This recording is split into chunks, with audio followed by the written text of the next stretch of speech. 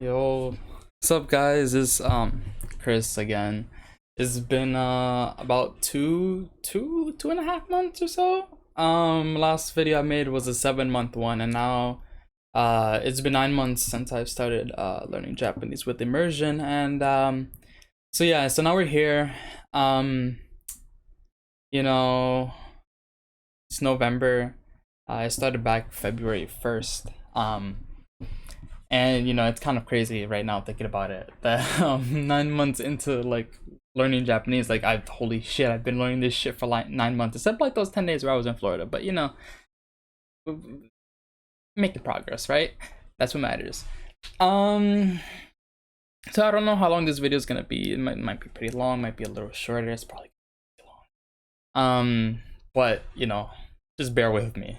For the people who are watching, you know and just know that I appreciate you watching these videos, even though they're sort of also just for me to log my progress and stuff like that. Anyways, 9 months in. So I guess I'll start off with well, this is actually something that happened to me after being influenced a bit by the Japan Code, but I also quit RTK. The reason I was pretty much the same, because I talked to him about it after he quit, and because I was also contemplating quitting it before he even did it as well. I just didn't know when. I was planning maybe the end of this year or next year. But I decided to do it like a couple days after he did, and the reason was that well, as you all may or may not already know,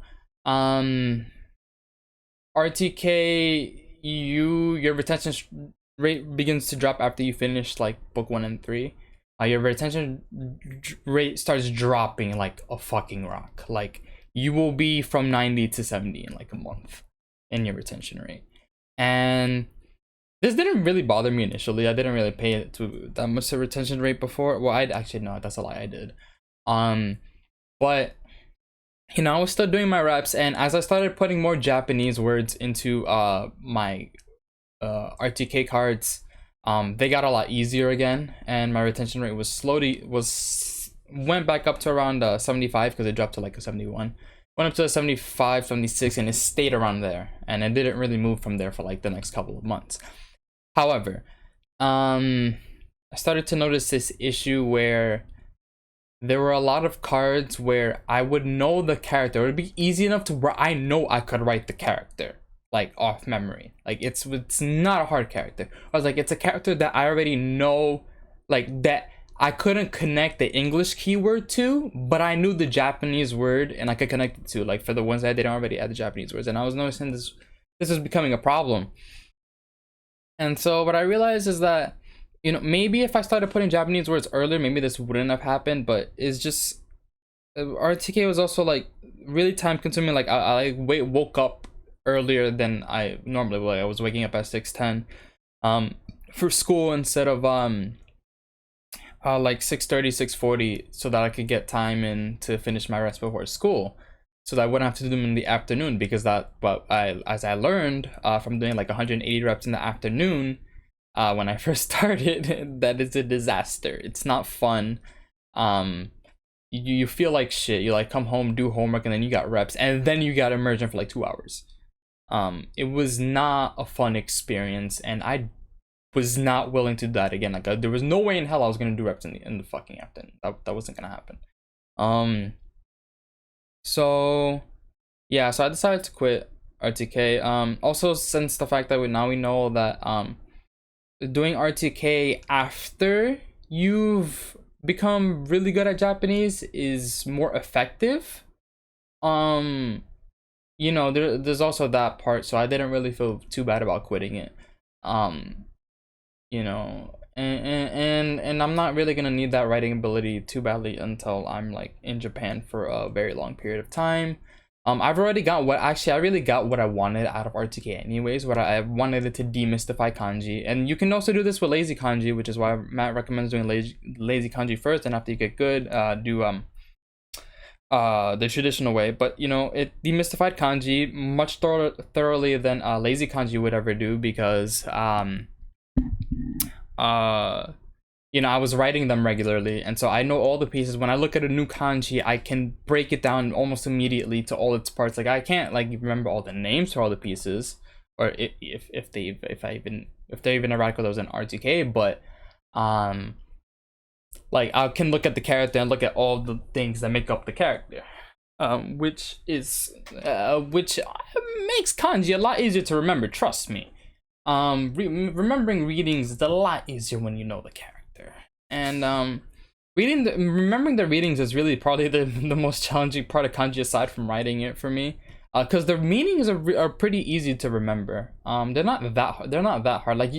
Like after doing RTK, you will know more meanings than you do readings, and so at least for me, a decent number of my sentence cards are actually just the reading of words of characters, just because I don't know them, even though I know the meaning. So if I know the meaning, it doesn't matter that much to know the reading, but I just want to know the reading.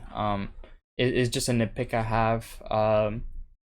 Also so I can know how to say it if that's a word that I am not like familiar with, like if I don't know the actual word as well. Actually I just checked up because I'm looking at my Anki thing. Oh no, I was wrong. Something else, my bad. Anyways, so yeah, stopped RTK, and that's the reason why. Beginning better sleep. Those extra 20 minutes make a difference. Oh my god. And I could even wake up a little later if I wanted to, but then I'll keep pushing the time back more and more and more, and I don't want to end up doing that. So now sentence mining, because I've gotten more into sentence mining since I've stopped RTK.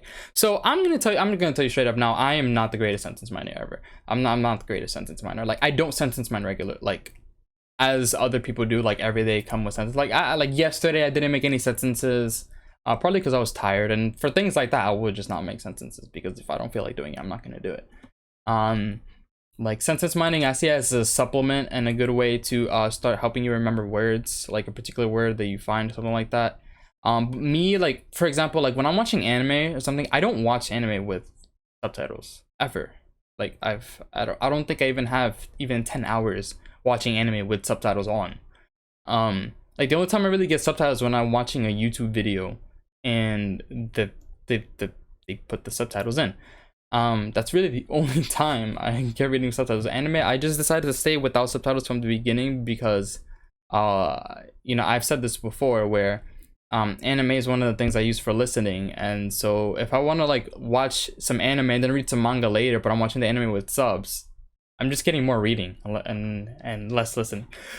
So I decided to keep anime completely just for listening, because there are already so many other things that I want to read. So I already have enough that I want to read, so I should maximize the things that I can just listen to, so that I don't screw up my listening ability. Because I am pretty concerned about that, because even though I pick up Japanese a lot more easily and stuff like that, like there's sometimes where like when I'm playing a visual novel, because I started playing some visual novels recently, particularly Utawareru Mono, Itsuwari no Kamen. Like sometimes there will be a word, like it'll be I+1 sentence, but I need to replay the sentence over and over and just close my eyes and listen to it in order to pick up that word that I didn't know, like the exact sound, so that I can actually write it out, like type it out, and so then make the sentence card for it. So yeah, so that's also letting me know that my listening ability isn't like, it's decent, but it needs work. So yeah, no subtitles on anime, of course, and also by this point, 9 months, you shouldn't be doing that. Manga, so again, I have this Akagami no Shireki Hime. I love this series, and I have from volume 5 to 11 physical, and I saw more at Book Off, and next time I have money, I'm probably going to buy more of those whenever I catch up. I also have I think I showed this before, Kakegurui. I mean, I'm on the volume 4. I really love it. It's pretty good. So if I'm looking over this way, it's because I'm looking at my other screen. So yeah, but anyways, yeah. So I've been reading some of those manga. Actually, I posted on my Twitter, but I also got I got some Tokyo Ghoul. I wanted to get back into the series because the anime, after the first anime, it kind of went to shit. Like I gave up on the anime completely after the first season. So yeah, volume 1, I got a book off. 2, I got a Kinokuniya, which is why it has the wrap. And 3 also I book off because, you know, it was cheaper there. I just got volume 1 and 3 book off, and then bought this one at Kinokuniya because I knew it was gonna be there. So yeah, these so as if you don't already know, if the camera will focus. Shit. I mean, you probably can't see really the words well, but you can see that there's no furigana. Generally it doesn't have much furigana. It's one of those mangas that doesn't have furigana. So I just read part of it, and I could understand basically. I mean, I also did watch the show. Okay, so I know what's happening. But out of just words, there were a decent amount I didn't know. Now I just want to make it clear that I was focusing more on listening for the first 7-8 months or so. The only reading practice I really got was scrolling through Japanese Twitter, YouTube videos where they have the subtitles, and like websites and stuff like that. That's mostly where I got my reading from, and video games, which I did put a decent amount of time to. Like I've put like into Japanese games in total, I put over like 250, maybe 300 hours. So I played a decent amount. But it's a lot less to how much time I put listening in comparison.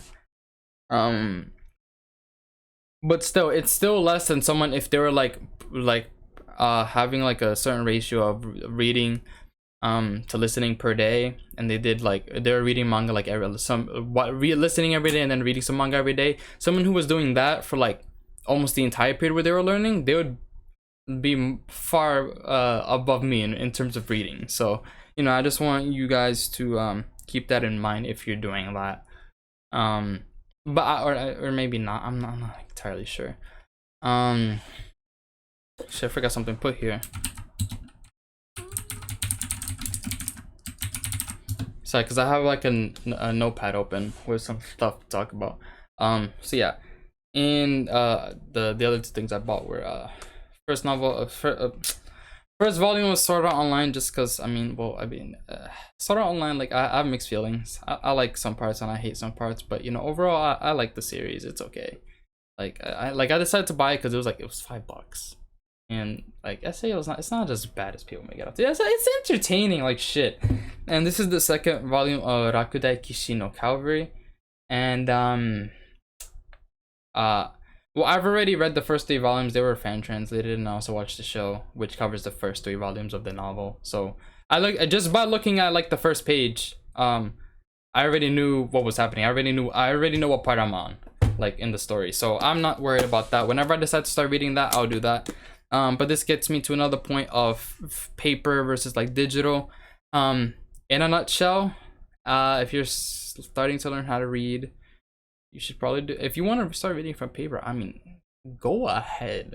Like if you want to do that bad enough, go ahead. Like no one's stopping you. Like do whatever the hell you want. This is your Japanese journey. Like you do you. For me, I'm using like if I have the text file of a novel, or if you have Kindle or something and you have if you have Japanese Kindle or something like that, or you have whatever, if you have the Japanese books on your Kindle or some shit, that would probably be the best place to start, or on that one site that has a bunch of novels and stuff. Where you can copy and paste the words that you don't know, because you know looking it up when it's on paper is a pain in the ass. If you don't know the 2 characters, you're probably not going to be able to look it up unless you have like a paper dictionary and then you scroll through it until you find it. Like that's too much time, too much fucking work. I ain't doing that. Like what I do is like there's this yeah, RTK deck gone. But there's this app called Text Meter, and it well, it takes the text file novels, and it does this. So yeah, it puts them into a format that you can read, and you know, it's like it's pretty damn useful. Because then you can look up the words and stuff like that. Like you can copy and paste words that you don't know. And also the format's great. You can also change the background color. Like normally the background color is a lot lighter than that, but I made it a bit darker because it hurts my eyes. And the other actually, the other cool thing I needed to show you about this app is that okay, here we go. Is that actually in this app, if you go here to fight it, and this is Aozora Bunko. This is the Aozora Bunko stuff. So this connects to Aozora Bunko like you can find Aozora stuff that's on like Aozora Bunko, like the books that are on there and stuff. Like for example, one I can remember particularly because I was listening to the audiobook is Kuroneko, which is a Black Cat, you know, by Edgar Allan Poe. They have that right here. I could open this. If I wanted to read it, I could open this and I could just start reading it. So it's about 17 pages. You know, it's clean, you know, like you can just access it from here. Right here, this is I can't read this, but this is basically the bookmark stuff. So you know, you can add a bookmark, and then here you can look at your bookmarks and stuff like that, and you know what bookmarks you have and stuff like that.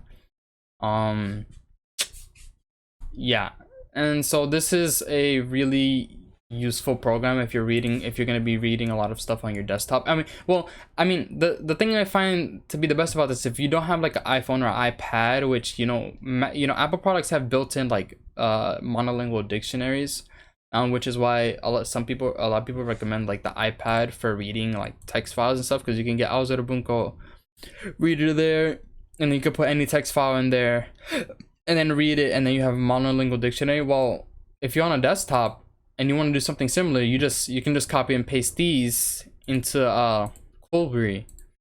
Just copy and paste them in here, and then you're good to go.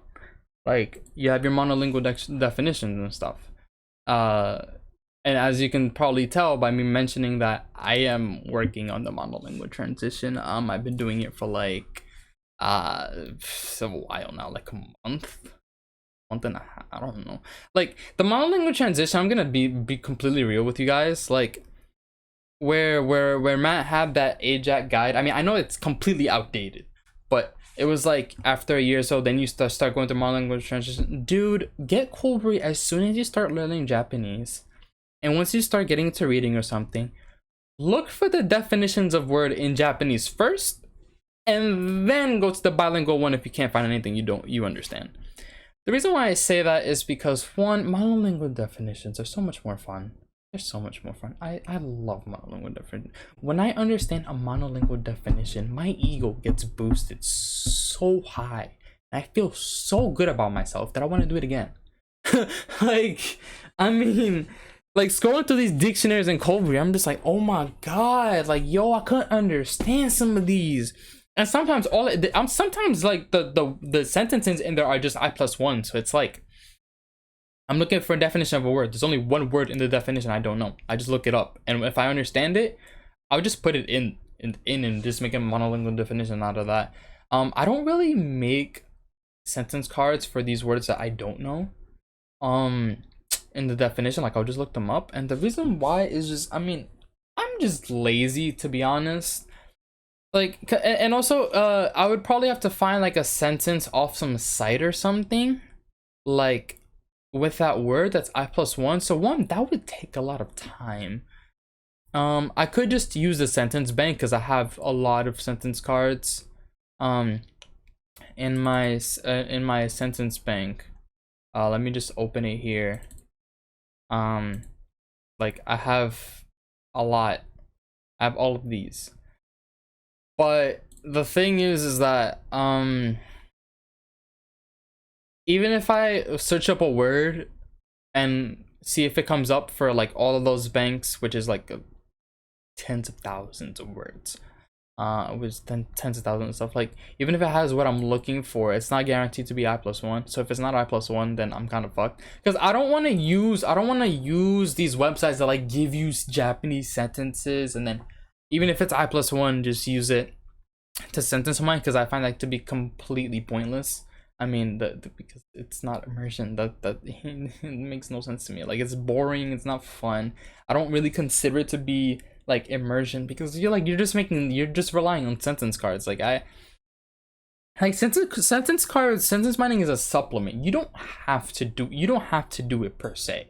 Like, you can get fluent without sentence mining. It's just that sentence mining will help you retain knowledge a lot more easily, especially if it's something that sticks out to you and you really want to learn it and you want to remember it. Then you just mine it. And if you're not that interested, you just don't. I do mining like as my mood changes. Like, if I really want to get a lot of sentences, then I'll do it. Like when I'm playing Utawareru Mono on my Vita, I sentence mine. When I find a sentence I don't know, like I sit here playing in front of my computer, and when I see a phrase and it has one word I don't know, I type it out and I look up the missing word.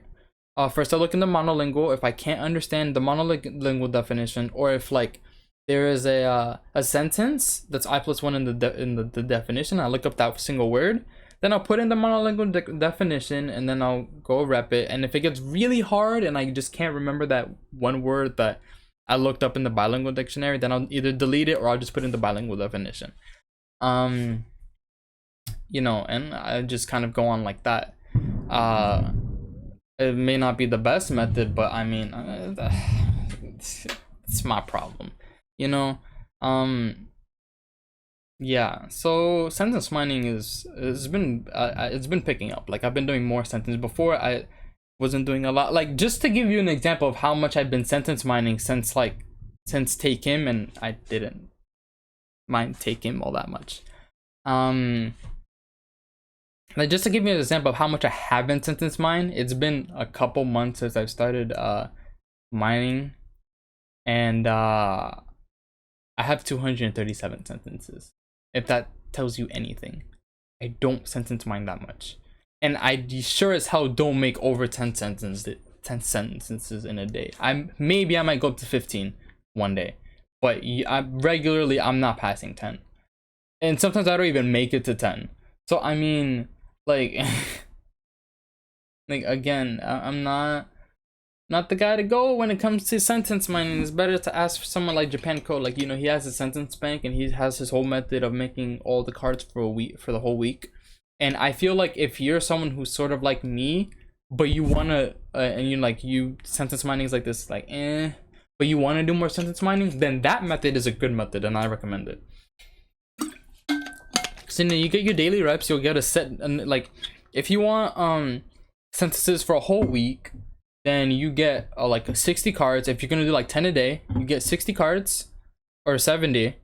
You make 70 cards one week on a Sunday using your sentence bank, and then you transfer them over to your main deck. You limit your cards to 10 a day, and then there you go. You do 10 a day, and then you make the cards again on that same day, and you do your sentence mining like that, because anything in your sentence bank is something that you've already watched. So, you know, you're gonna be aware somewhat of the context. And that's a perfectly valid method. So there's also that option. Like, guys, like, don't feel like you have to do a certain thing. Like, you have to stick to what someone told you. Like, learning Japanese, like, this is why I really like that made it the massive immersion approach instead of the AJAT method, just because it's an approach that you as an individual, you decide how you want to learn it. You know, I have a lot of things, like I really hate textbooks and I really hate stuff like that, and I don't recommend people using them. But if some people want to use them, like at some point in their learning, if they think it might help them, especially so at the beginning stages, some of them might help. Like, I mean, shit, I used like Japanese from zero videos when I first started learning to like get numbers, to demystify the counting system in Japanese. Like, and I will, you know, and stuff like that. And I still have trouble with numbers. Particularly after a million. That's when my problem comes in. After about a million, that's where my counting goes to shit. I mean, even before that, it's still crap, but I can, if I repeat the thing over and over again, I can somewhat get it. But I know I'll get it eventually. If not, I could like take some time, sit down, and actually like study it. But I'm not interested in doing that now. So yeah, I think I've already talked about the light novels thing.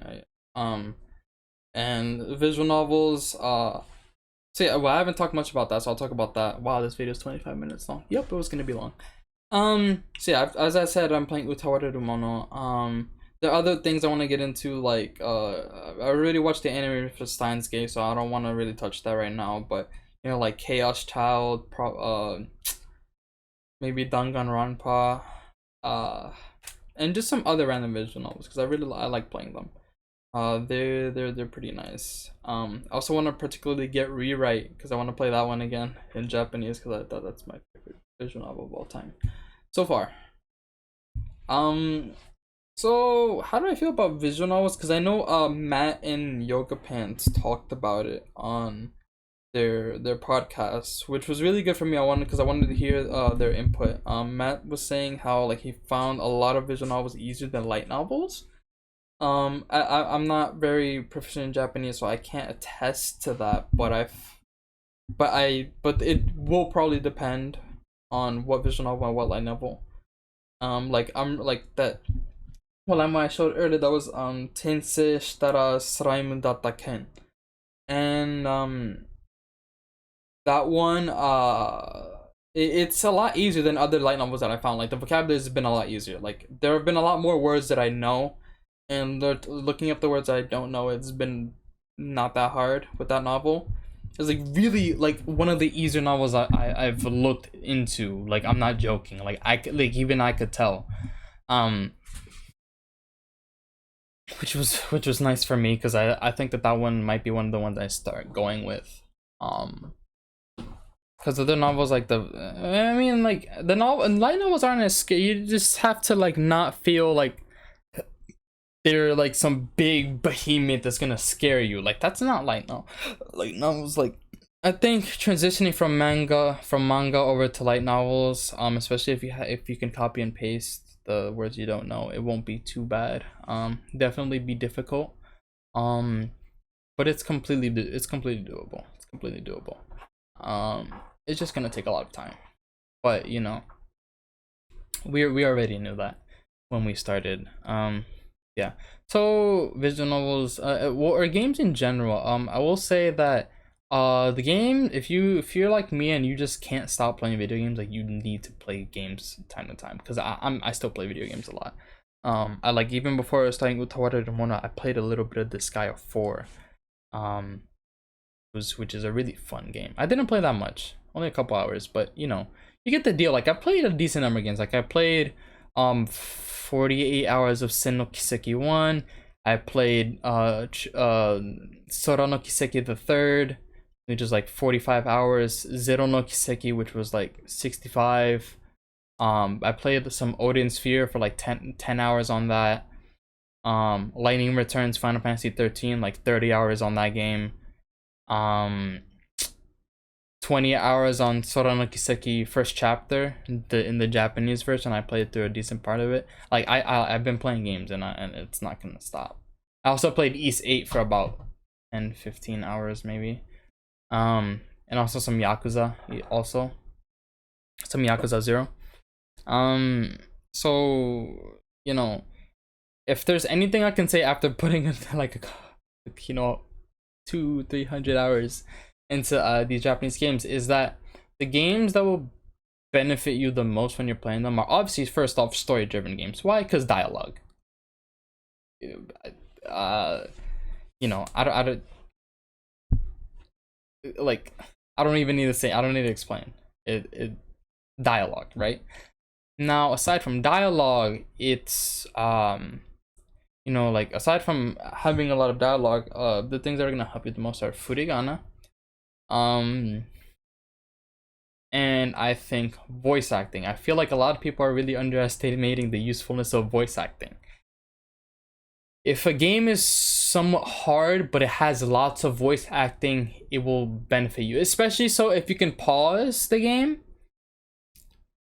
and or look through the backlog of all the dialogue. If you can go back to it and like replay it, that's going to be useful, because that's what's going to allow you to look up the words that you don't know, because you'll be able to listen to the words and hear it out. You'll play it multiple times if you didn't get it the first time, until then you can type it out, and then you can type out the rest of the sentence. And you know, this is like, it's so useful. Like, if you don't have furigana, this is what is gonna allow you to look up words that you don't know when you don't know the kanji. And so I really recommend playing games with as much voice acting as possible if they don't have like furigana or something like that, or just have really easy vocabulary, like Dragon Quest, for example, which I haven't played, but I've seen like the kanji there is so minimal. There's like not that much, and even though it might not progress like your kanji all that much, it depends. I can't say for sure. You'll definitely get used to reading Japanese like the way a kid does, and so there's still benefit. Like, you gotta look for the benefits, like, you know, what you're gonna get out of it. So yeah. So I guess I'll talk a little about fun versus efficiency, how I've been grappling with that. Basically, you need to balance it. You gotta balance it out. If you do a lot of fun stuff, but it's like efficiency is like next to zero, and you start feeling like shit about it, that you like having fun but you're not making progress, then it'd be best for you to find something that's more efficient but you still enjoy a decent amount. This is just because like, you feel like shit when you're not having fun, and you feel like shit when you're not making progress, so you need to find a balance between the two. So yeah, that's what I'll say on that. Because you know, I mean, you know, it does depend also. Like, I was watching sci-fi 5-6 months in. Like, I watched Steins Gate, I watched Steins Gate 0, both sci-fi anime, and there was a decent amount of things I didn't understand, but like, did that take away from the enjoyment? Hell no.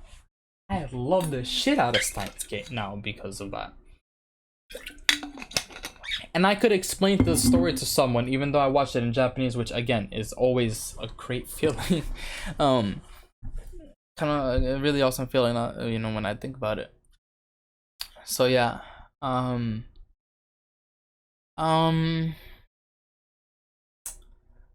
so I don't know if I should talk about this, because I know Yoga and Matt on their podcast, they were talking about fiction versus nonfiction. I can't say anything because I can't say anything on the Japanese because I haven't learned that. But from my experience reading lots of decent amount of literature in English from my literature classes, I've, you know, read and wrote like decent sized essays on them. I can say that I can see where they're talking about, like, with fiction being more practical and literature being more, like, literature really is more to enhance like sort of the vocabulary you already know, and the various uses, like the various ways that it can be applied. You know, literature uses a lot of figurative language in order to tell the story, and so you not only further understand the vocabulary, but But the thing is with literature is that there's always some sort of like deeper meaning to the story than beyond what's just on the surface, which is what makes it more difficult to get into, especially so in a foreign language. And so, you know, it's less like, I think it's less about fiction versus nonfiction and more the type of fiction that we're talking about is what I will say. Because there's like, there will be distinct differences between reading something like literature and science fiction, right? Like, there will be some similarities in terms of like they have to describe things and they might do it in a sort of figurative way in order to really give you the image in your head, but the two goals of the stories will be different. Like science fiction is probably going to be more to entertain, maybe not, depends, and literature will be trying to give you some sort of message. And so, you know, this will probably apply somewhat similarly to Japanese. I don't know about how much, but you know, yeah, it's gonna be something like always. It depends, right? Um, so that's all that so far. So I guess I'll start getting into sort of the closing segment of this. So how am I feeling about so far? I mean, I'm feeling pretty good. I think I'm in a pretty good position. I do feel like I feel a little stumped on my reading. You know, that was some side effect of focusing more time on reading. Not reading, listening. But I'm starting to read more. I'm playing more visual novels. I'm just, well, I'm not really playing more visual. I'm just playing Utawara at the moment because I really wanted to play it. So I was like, fuck it, I'm gonna play it. And if when I get into more light novels, I'll start doing that too. Also, you know, read more manga to get more vocabulary using the furigana. And so that I can start reading stuff without furigana, like, you know, Tokyo Ghoul, stuff like that. Yeah, but yeah, no, I'm feeling pretty good about my progress so far, and I really feel like I will, like, a lot, like, one of my goals is that within the next couple of months, when I mean next couple of months, I mean like by the time I'm at the, you know, golden 18-month mark, right? That my reading ability is to a point where I don't have a problem reading, like, where I don't have a problem reading light novels, which I expect myself to be able to. That's what I expect of myself, and I'm gonna work towards that goal. It would suck if I wouldn't, but you know, sometimes things happen, but you know, that's my goal. And also besides light novels, like, to start getting into other stuff as well. Also for listening, by the way, it's just really just anime, YouTube, audiobooks. I mostly like listen to audiobooks like sort of passively. It's hard for me to focus on them, for like just sit down and focus on them. Maybe if I play some music in the background it might be easier, but still it's kind of hard. But I keep listening to them just because they'll use a bit more, sometimes they use a bit more better vocabulary, which I think is something that I need to make sure that I do have. Just from my experience with my Spanish dropping off really hard. I mean, it's not bad, like what I know, what I retain of my you know, Spanish is still very much native level, but it's just I'm lacking in vocabulary, which is my biggest issue. I've said this before, but you know, like I sort of like to compare like some of the issues I have with Japanese with like Spanish and see so that I can see where I need to put the work, like where I need to work on. So yeah, the only thing is I might start getting a bit busy. Like I have projects coming up, research paper, stuff like that, so hopefully my time won't be eaten that badly. But you know, not gonna get me to stop learning Japanese. I mean, after going through 130, not 130, 180 reps like almost every day with RTK for the first 3 months, 2-3 months, yeah, I'll be fine. So I think that that's all for me. I guess I'll just like say like good luck to everyone learning Japanese, and for the people who are not already learning Japanese who are watching this video, I'll say this before I go, but I've seen some people who are like not sure if they want to get into learning with immersion or not. And I kind of wanted to just say to those people, like, regardless of how much your time is being eaten up in your day, like, even if you feel like you have no time, I'd recommend to just try it out. Like, there's nothing that you're not gonna lose anything except time from jumping in. And if you want to learn the language anyways, or you think you do, just go. And if you find out you want to quit, just quit. And if you find out you want to keep learning, then find a way to make yourself more efficient with your time, so that you can get more immersion in, because that's what, immersion is really what's gonna take you somewhere, like take you anywhere in a language. You have to spend a lot of time with it. It's all time. The more time you spend, the better you're gonna get. The less time you spend, the slower you're going to improve. And so yeah, I just wanted to say that. And so yeah, I think that's all for me, guys. You know, good luck to everyone who's like learning well, any language of their choice, who's watched these videos. I really appreciate you guys watching these. You know, it's just also nice to know that there are people that started around the same time as me and having some similar issues, and or are, you know, at the similar level, or, you know, just have people that, like, you know, you can like you know, like sort of discuss like some of your experiences and then maybe gain something from it.